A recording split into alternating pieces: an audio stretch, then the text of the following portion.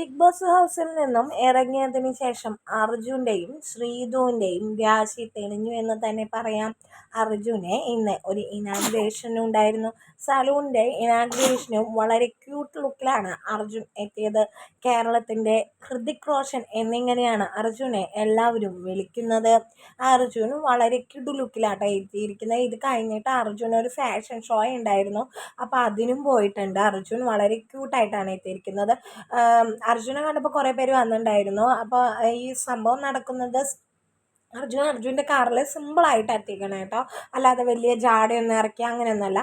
പിന്നെ പ്രോഗ്രാം നടക്കുന്ന ഒരു സെക്കൻഡ് ഫ്ലോറിലാണ് ഈ ഫങ്ഷൻ നടക്കുന്നത്. അതുകൊണ്ട് തന്നെ അർജുൻ ലിഫ്റ്റിൽ വെയിറ്റ് ചെയ്യുമായിരുന്നു. അപ്പോൾ സമയമില്ല. അപ്പോൾ അർജുൻ സ്റ്റെപ്പ് കയറിയാണ് പോയിരുന്നത്. വളരെ എന്താ പറയുക, ഡൗൺ ടു എർത്താണ് നമ്മുടെ അർജുൻ. കുറച്ചുകൂടി മറ്റുള്ളവരോട് കുറച്ചുകൂടി സഹാനുഭൂതിയോടുകൂടി ബിഹേവ് ചെയ്യണ പോലെയാണ് നമുക്ക് ഫീൽ ചെയ്യുന്നത്. അർജുനോട് ശ്രീധുവിനെ കുറിച്ച് ചോദിച്ചു. അപ്പോൾ ശ്രീധു ചെന്നൈയിൽ തന്നെയാണ്. ചെന്നൈയിൽ അവൾ കുറേ ഫോട്ടോഷൂട്ടും അതേപോലെ പ്രൊജക്റ്റുകളുമായിട്ട് മുന്നോട്ട് പോയിക്കൊണ്ടിരിക്കുകയാണ് എന്നും സംസാരിക്കാറുണ്ടെന്നാണ് അർജുൻ പറഞ്ഞത്.